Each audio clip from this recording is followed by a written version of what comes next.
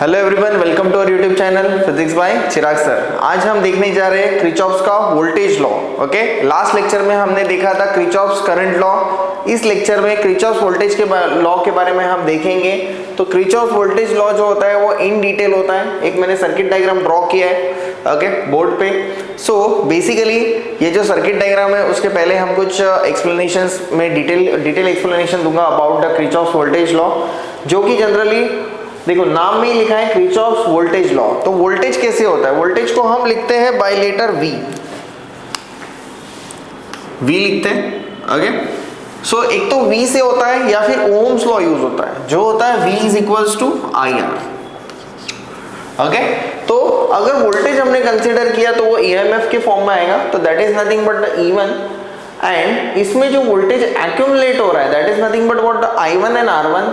यहाँ पे हो जाएगा I3 R5 और यहाँ पे हो जाएगा I1 एंड R3, अगर ये मैं लूप कंसिडर करता हूँ तो ठीक है। सो बेसिकली अगर कोई भी वोल्टेज लॉ अगर हम देखेंगे तो इसका मीनिंग जो बनता है that is nothing but what your V plus your IR, total voltage inside the loop and the branch और the circuit is equals to what zero. क्या रहेगा? जीरो। वहां पे कोई भी जो एक्यूमुलेशन है वो फॉर्म नहीं होगा। तो ये होता है किरचॉफ्स वोल्टेज लॉ। इसके कुछ साइन कन्वेंशंस होते हैं और इसको ही और एक नाम है मेश रूल ओके।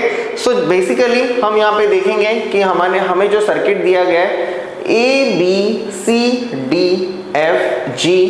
सर्किट का जनरली लूप जो होता है वो क्लोज होता है। इसके लिए आपको G के बाद वापस A लगाना पड़ेगा ठीक है।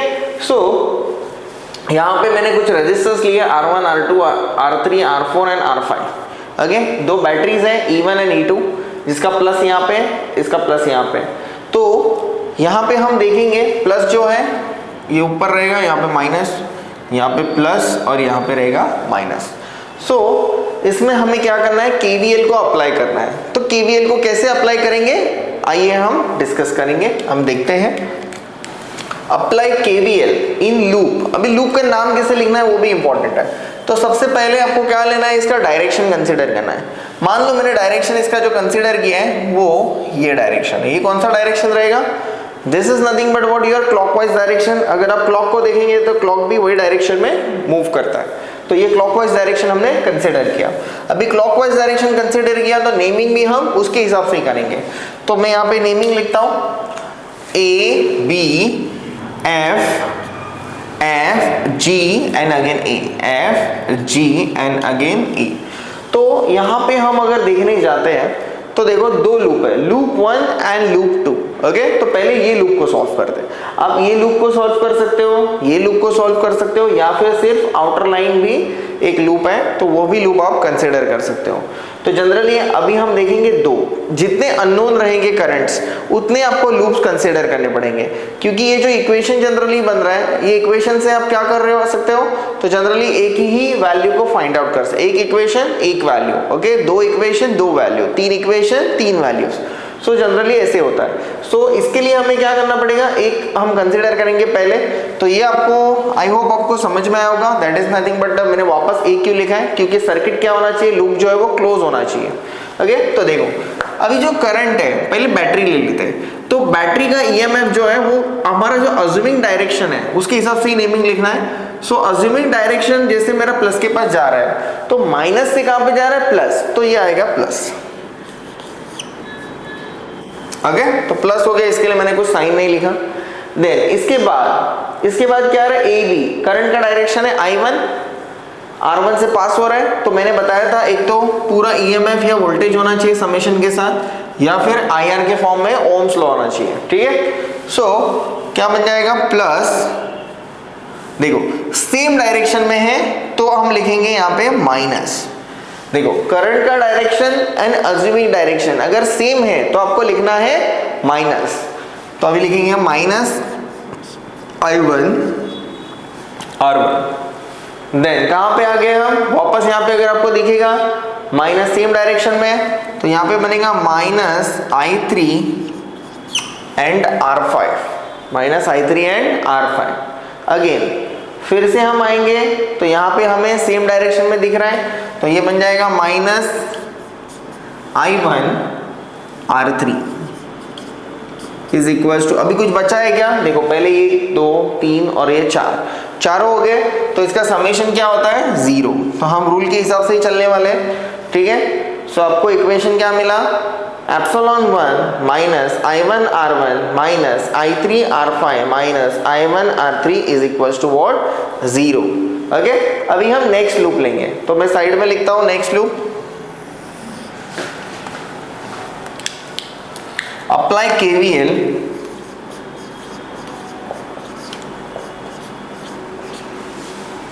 in loop A B, sorry, not in A B, B C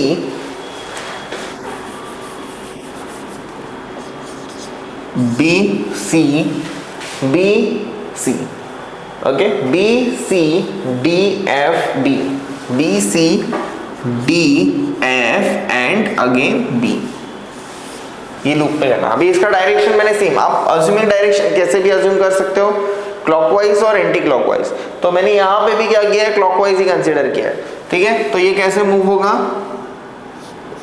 ये डायरेक्शन में मूव होगा, ये भी यहाँ पे ऐसा था, ये भी यहाँ पे ऐसा ही है, ठीक है। तो कुछ नहीं, साइन कन्वेंशन आपके क्या हो जाएंगे, फिर थोड़े उल्टे आ जाएंगे, but by vice versa relation it will become a same value. Okay, सिर्फ डायरेक्शन का फर्क होता है, लेकिन वो बाय लास्ट में इसका वैल्यू क्या आना चाहिए? 0। तो यहाँ पे भी सेम होने वाला है। ओके, सो देखते हैं, कभी भी बैटरी से शुरुआत करो। तो देखो अभी बैटरी यहाँ पे, देखो मैंने जानबूझ के यहाँ पे दूसरा सेम डायरेक्शन लिया हुआ है, क्योंकि बैटरी यहाँ पे माइनस में आनी चाहिए। यहाँ पे प्लस के पास जा रहे हैं, यहाँ पे क्या से होगा? यहाँ पे उल्टा आ रहा है, तो आ जाएगा माइनस एप्सिलॉन 2 है बैटरी, तो 2। ओके, देन यहाँ पे क्या बनेगा? ओके, देखो अज्यूमिंग डायरेक्शन एंड करंट का डायरेक्शन दोनों अपोजिट लिए मैंने, तो आएगा प्लस। ओके, तो मैं यहाँ पे लिखूंगा plus I2 R4, I2 R4। Okay, then ये जो है अभी यहाँ पे जो पर्टिकुलर डायरेक्शन है, देखो यहाँ पे दिया हुआ आपको, तो ये नीचे आ रहा है, नीचे आ रहा है मतलब दोनों डायरेक्शन अपोजिट में है, तो फिर से आएगा plus I3 R5, I3 R5। Then वापस यहाँ पे चले गए, तो ये करंट यहाँ पे आ रहा है और अज्यूमिंग डायरेक्शन हमारा अपोजिट में, दोनों अपोजिट डायरेक्शन में, तो बनेगा I2 R2 plus I2 R2 is equal to 0। कुछ बचा नहीं, अभी पूरे हो गए, तो ये बन जाएगा 0। तो हमारा इक्वेशन क्या आएगा? I2 R4 plus I3 R5 I2 R2 is equal to epsilon 2।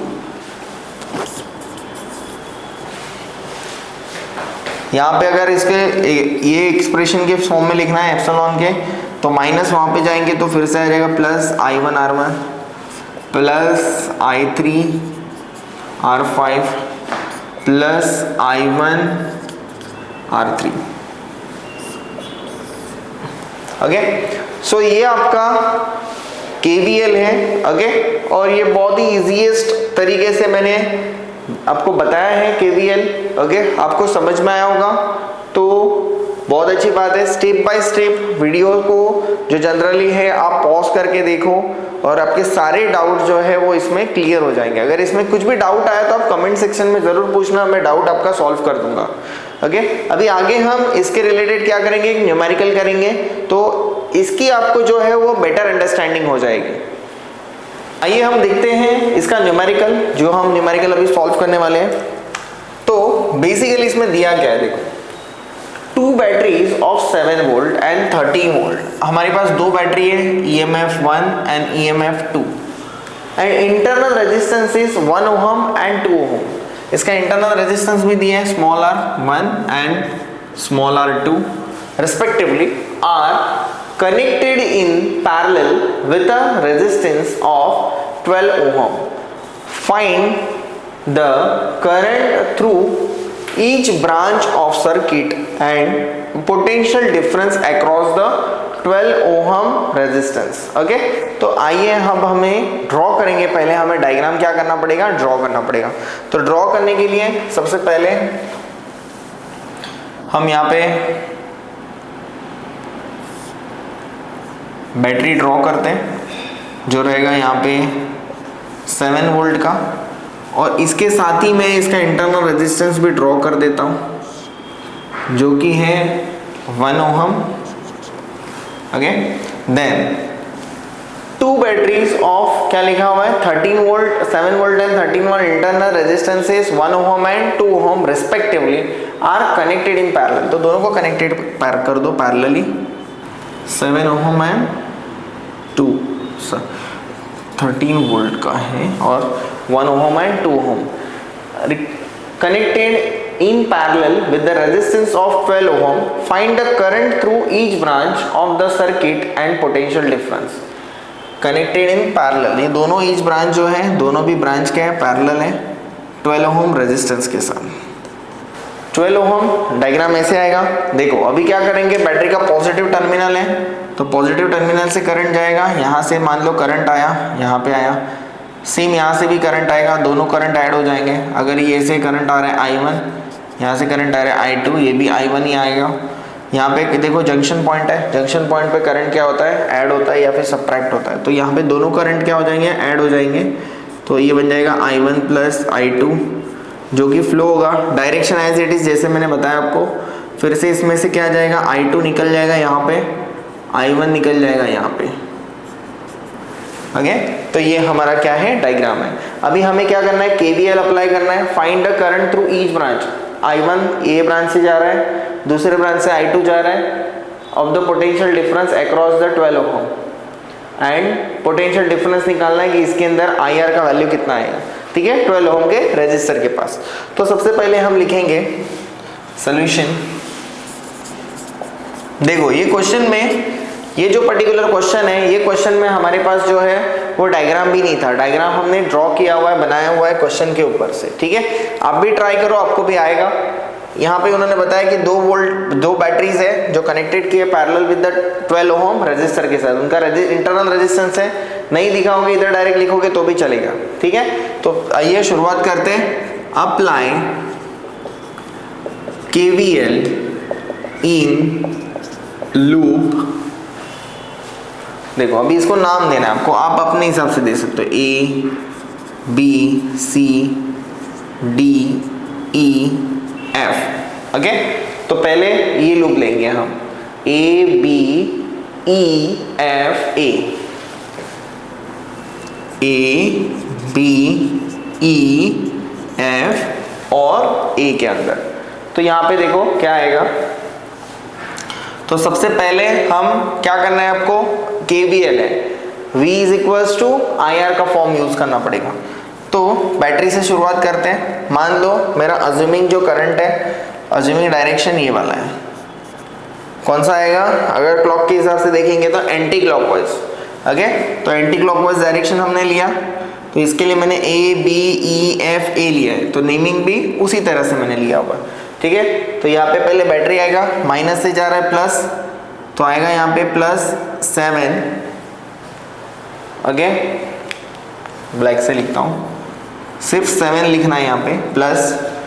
Then आएगा करंट के थ्रू जाएंगे हम, डायरेक्शन के थ्रू, तो I1 आएगा, बैटरी आ गया वापस। तो बैटरी क्या है आपका -13, क्योंकि प्लस से जा रहे हैं माइनस, तो आएगा -13।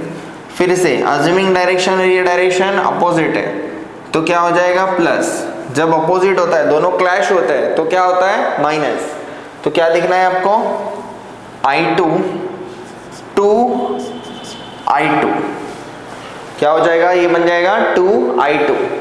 देन नेक्स्ट, फिर से हम यहाँ पे आ गए I1, तो I1 है, ये और ये डायरेक्शन क्या है, सेम। तो अगर ये दोनों डायरेक्शन अगर सेम है तो क्या आएगा फिर, माइनस। तो माइनस हो जाएगा 1 I1 is equals to 0। Okay, तो हमें एक इक्वेशन मिलेगा I1 और I2 के फॉर्म में, लूप 1 की वजह से। 7 - 13 विल बिकम -6 plus 2 I2 minus 1 I1 is equals to 0। तो यहाँ पे क्या हो जाएगा, minus I1 plus 2I2 is equals to बन जाएगा 6। तो अगर हम साइन कन्वेंशन ये ठीक कर लेते हैं, ओके, ऐसे ही रहने दो, चलो अभी फिलहाल के लिए ऐसे ही रहने देते हैं। फर्स्ट वन ये है इक्वेशन नंबर 1। फिर सेकंड इसमें हम लिखेंगे अप्लाई KVL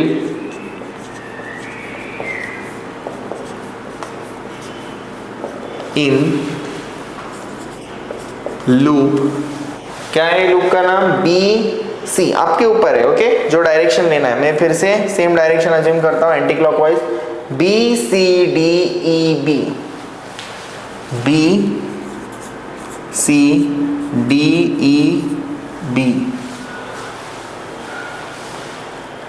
तो क्या हो जाएगा, बैटरी से शुरुआत करेंगे, बराबर। तो क्या है, अगर आप ऐसे देख रहे हो तो माइनस से कहाँ पे जा रहा है, प्लस, तो प्लस आ जाएगा,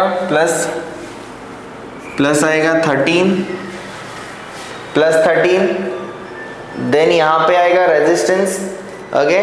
तो अज्यूमिंग डायरेक्शन और ये जो डायरेक्शन सेम है, तो यहाँ पे करंट क्या है, I1 प्लस I2, तो यहाँ पे आएगा -12 in bracket I1 plus I2, okay. Then next यहाँ से आगे जाएंगे हम, ओके। तो ये ब्रांच है हमारा, तो I2 और फिर से 2 ओम सेम डायरेक्शन में है करंट, ये देखो करंट का डायरेक्शन और अज्यूमिंग डायरेक्शन ब्लू में दिख रहा होगा आपको, करंट है सेम डायरेक्शन में, तो आएगा माइनस, तो इट विल बिकम माइनस, क्या बन जाएगा ये 2I2।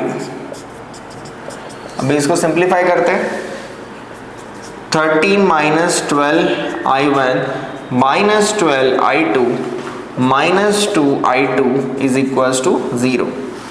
तो माइनस माइनस प्लस, तो माइनस 14I2 माइनस 12I1 और ये हो जाएगा 13 is equals to 0, okay. So अभी हम अगर 13 को वहाँ पे लेके जाएंगे तो क्या बनेगा equation, minus 12I1 minus 14I2 is equals to minus 13, minus common निकाल दिया और कट कर दिया, तो हमारा इक्वेशन बन जाएगा 12I1 plus 14I2 is equals to 13। तो ये बन गया मेरा इक्वेशन नंबर 2, ओके। तो इक्वेशन नंबर 1 और इक्वेशन नंबर 2 से अब हम इसको क्या करेंगे, साइमल्टेनियसली सॉल्व करेंगे, और साइमल्टेनियसली सॉल्व करने के बाद हमें कुछ वैल्यूज आएंगे। तो इसके लिए मुझे आई गेस यहाँ पे थोड़ा सा सॉल्व करना होगा, ओके। तो यहाँ तक आपको समझ में आया होगा। इसके आगे का पार्ट हम यहाँ पे लिख रहे हैं, ओके। देखते हैं स्पेस होता है क्या। तो जनरली हमें क्या करना है, तो इसको साइमल्टेनियसली सॉल्व करना है। तो साइमल्टेनियसली जो हम लोग सॉल्व करेंगे, तो इसमें साइमल्टेनियसली सोल्यूशन में क्या आएगा, माइनस ऑफ I1, ये इक्वेशन 1 है, फ्रॉम इक्वेशन I1 एंड 2 हमने कंसिडर किया, तो बन जाएगा यहाँ पे 6 आया हमारा, यहाँ पे आ रहा है 12I1 plus 14I2 is equals to आ रहा है 13। देखो कोई तो एक चीज़ हमें क्या करना पड़ेगा, सेम, तो हम लोग ऐड करेंगे अभी फिलहाल के लिए, क्योंकि इधर ऑलरेडी एक माइनस है। तो यहाँ पे 12 है, यहाँ पे 12 नहीं है, तो इसको 12 से मल्टीप्लाई कर देंगे, तो हम इक्वेशन को बनाएंगे, यहाँ पे इक्वेशन नंबर 1 और ये बन जाएगा 2। तो यहाँ पे देखो क्या बनेगा, minus of 12I1, equation number 1 जो बनेगा वो minus of 12I1 plus 12 into 2 हो जाएगा 24I2 is equals to 12 into 6 72 हो जाएगा, ओके। 72 हो जाएगा, टेबल याद होना चाहिए, मेरे याद है इसके लिए आ रहा है। देन यहाँ पे एज इट इज़ ये इक्वेशन को लिखेंगे, plus 14I2 is equals to 13। तो ये कट हो गया आपका, यहाँ पे बन जाएगा 8, यहाँ पे बन जाएगा 3I2 is equals to 72 plus 13, ये बन जाएगा 85। तो I2 is equals to 85 upon 38, okay. 85 upon 38 as it is हम लिखते हैं अभी फ़िलहाल के लिए, ओके। तो इसको हम पुट करेंगे इन इक्वेशन नंबर 1 में या 2 में पुट कर सकते हैं, तो हम लोग 2 में पुट करते हैं। तो यहाँ पे बन जाएगा 12i1 plus 14i2 is equals to 13। तो ये वैल्यू अगर हम यहाँ पे पुट करेंगे तो हमें मिलेगा 14, क्योंकि ये फ्रैक्शन में हमने रैशनल नंबर में रखा था तो उसको कन्वर्ट करेंगे फ्रैक्शन पॉइंट्स में, डेसिमल पॉइंट में। i2 का वैल्यू आपका 2.2, यहाँ पे आ जाएगा 13। सो यहाँ पे है 12i1 प्लस 14 2 28। ओके, तो 28 का 2 कैरी किया हमने, 28 प्लस 3 तो ये जाएगा 30.8 is equals to 13। Then next है 12i1, तो ये बन जाएगा 13 माइनस 30.8। तो 30.8 से माइनस में आंसर आएगा, 30.8 से 13 गए तो हमें बचेंगे मिलेंगे 0.8। ओके, 13 चले गए इसमें से 30 में से, तो हमारे पास बचेगा 17 और ये 12 आ जाएगा नीचे। तो हमारे ये i1, तो जो i1 का हमें जो वैल्यू मिलेगा अगर हम करते हैं यहाँ पे, तो इसका वैल्यू है i1 का, डायरेक्ट पुट करो वैल्यूज़ को, 17.8, 12 बनता 12, तो कितना आएगा यहाँ पे 5, तो मिल गया 5.8। पॉइंट पुट करो यहाँ पे तो ये हो जाएगा 58, तो 58.8 डायरेक्ट ले लिया मैंने। तो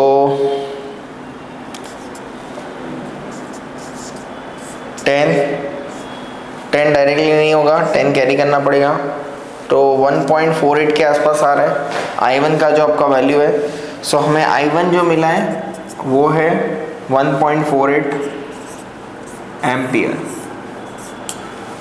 ओके, तो देखो अभी यहाँ पे आपको क्या बोला है, तो आपको पहले तो पूछा था कि वैल्यूज क्या है, तो हम यहाँ पे लिख लेते हैं कि value of i1 is equals to 1.48 ampere, okay, and i2 is equals to 2.2 ampere. Calculations है इसके बट बेसिक्स है। ओके, तो हमने स्टेप बाय स्टेप आप वीडियोस को देखो तो आपको अच्छे से समझ में आएगा। देन तो आपका आगे जो क्वेश्चन है, हमने ईच ब्रांच में से करंट तो फाइंड आउट कर लिया, अभी पोटेंशियल डिफरेंस निकालना है। तो 12 के पास कौन सा पोटेंशियल डिफरेंस है, i1 प्लस i2, जो कि 12 ओम के पास आ रहा है। तो यहाँ पे लिखना है potential across 12 ohm resistor, across 12 ohm resistor. तो क्या बनेगा, 12 इंटू i1 प्लस i2, तो i1 प्लस i2 कितना हो जाएगा 2.2, मतलब 2.20 प्लस 1.48। ओके, तो टोटल कितना बनेगा अपना 12 इंटू 2.20 हो जाएगा, तो ये बन जाएगा 8 और ये 4 हो जाएगा 6, 3.68। तो 3.68 को जब हम मल्टीप्लाई करेंगे तो मल्टीप्लिकेशन कितना आता है, 3.68 का जो मल्टीप्लिकेशन है 44.16 वोल्ट। तो हमारा जो फाइनल आंसर है that is nothing but potential of 12 ohm across 12 ohm, that is nothing but what 44.16 volt. Okay, तो हमने ये न्यूमेरिकल भी सॉल्व किया है, ओके, जो कि बहुत ही इंपॉर्टेंट था विद डायग्राम्स। डायग्राम भी हमने ड्रॉ किया, डायरेक्टली डायग्राम भी नहीं था, ठीक है। तो जो भी बेसिक कंसेप्ट है हमने ये टॉपिक के पूरे कवर किए विद न्यूमेरिकल। ओके, अगर आपको ये वीडियो अगर अच्छा लगा होगा तो आप लाइक ज़रूर करें, और अगर कुछ डाउट है तो आप कमेंट सेक्शन में जाके डाउट्स पूछ सकते हो। ओके, हम आपके डाउट्स जो है वो पूरा का पूरा जो डाउट्स है उसको सॉल्व करेंगे, या फिर उसके रिलेटेड और एक वीडियोस बनाएंगे जिसमें आपका क्वेरीज रहेगा, और अपने दोस्तों के साथ शेयर ज़रूर करें। Okay, thank you, have a nice day.